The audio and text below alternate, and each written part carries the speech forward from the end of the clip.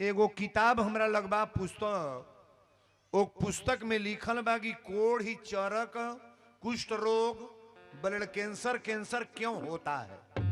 वो पुस्तक में लिखा गया है। आप बैठ जाओ, कहीं बैठ जाओ, कहीं बैठ जाओ। वो पुस्तक में लिखल बा कि कोढ़ या चरक आ कुष्ठ रोग, ब्लड कैंसर काहे होला। कोढ़ जकरा हो जाला उ कोढ़ कबो खत्म ना होला। ओकरा हाथे में अंगुरी में कीड़ा बज बज पड़ेल, मवाज फेंकेला, कतनो डॉक्टर दवा करी तो ठीक ना हुई। चरक बड़ा भगवान की कृपा होगा तब चरक समाप्त होता है। और सबसे बुरी बीमारी है ब्लड कैंसर। ध्यान से सुनिएगा, सबसे गलत बीमारी है ब्लड कैंसर। अगर किसी को ब्लड कैंसर हो गया तो उनके शरीर में बज बज कीड़ा, मवाज, टट्टी करता न तबो मवाज कीड़ा फेंकता, नाक से छिनकता न तबो कीड़ा गिरता, मुंह से खेखारता न तबो बज बज कीड़ा फेंकता। अने उनका देह इतना दूषित बाकी हो जू खड़ा हुई तो बस आई है जूले।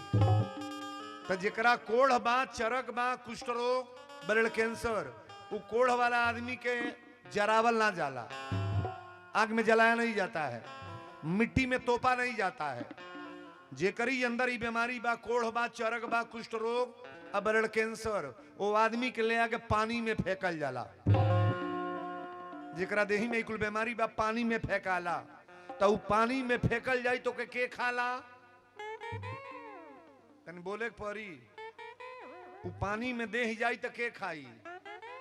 पूरा जवरवे साधु बन गए।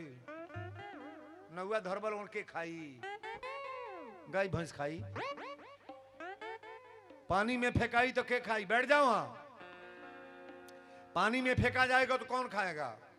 मछली। गौर से सुनना, अगर वो मछली बाजार में मछुआरा मार के अब बाजार में लाया है बेचने, अगर वो मछली आपके घर आ गई, स्टैंप ले आओ, मैं लिख रहा हूं वीरेंद्र तिवारी, प्रदेश स्तर के लोग मुझे देख रहे हैं। अगर वो मछली आपके बाजार से घर आ गई, मछुआरा मार के ले आई बाजार से, बेचा था बाजार में, अगर वो मछली आ गई तो तोहरे घरे कोढ़, चरक, कुष्ठ रोग, ब्लड कैंसर कतई होगा, कोई काट नहीं पाएगा। मैं बोल रहा हूं। तार भी जा बरिया रे। आप बताओ, मेरा खून आपके शरीर में चढ़ाना है तो डॉक्टर गुरु मिलाएगा कि नहीं? गुरु मिलाने का खून चढ़ाएगा महाराज। केहू का खून केहू में नहीं चढ़ेला, गुरु मिलेगा तब चढ़ेगा। अब बताओ, जो ही मन चाहता है, बकरी खाते हो, मुर्गा खाते हो, अंडा खाते हो, जो ही चाहते हो, मुर्गा जो भी चाहते हो खाते हो, उसका गुरु मिलाया गया है। जो खाओगे उसका रज भी तुम्हारे शरीर में लगेगा कि नहीं? सीताराम, नहीं लगेगा? नहीं लगेगा तो तोहरा घरे चौड़क का कुष्ठ रोग इकुल जरूर होई। वीरेंद्र बाबा बोलता ना केहू काट ना पाई। अब हम एगो निवेदन करब, ई बात बतौले के बाद के ऐसा बा कि बिहने से मछरी मान छोड़ दी।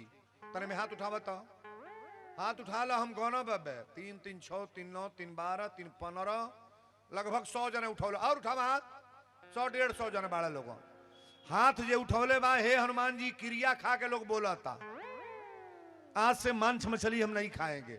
आज जे उठौले बा ओकरा घर के आधा बीमारी आजे चल गई। नहीं खाई लो, छोड़ दिलो। हाँ, इको तड़ी हम पहले छोड़ ले बानी। लगभग 200 महिला उठाई हैं। तने मर्द लोग में हाथ उठाओ जा। आप लोग उठा ले, तने थोड़ा देख ले।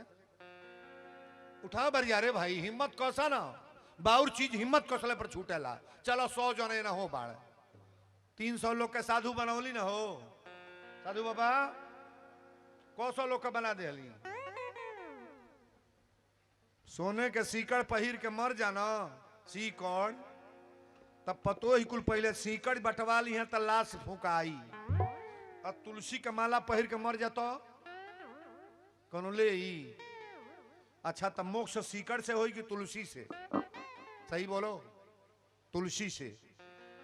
जितने लोग हाथ उठाएं, अगर पार लगे, भले हस्बैंड है कुछ भी हो, एगो तुलसी के दाना जरूर गले में डाल लो, तुम्हारा यहां भी बन जाएगा, वहां भी। ताली बजाओ बरियारे गड़गड़ा के।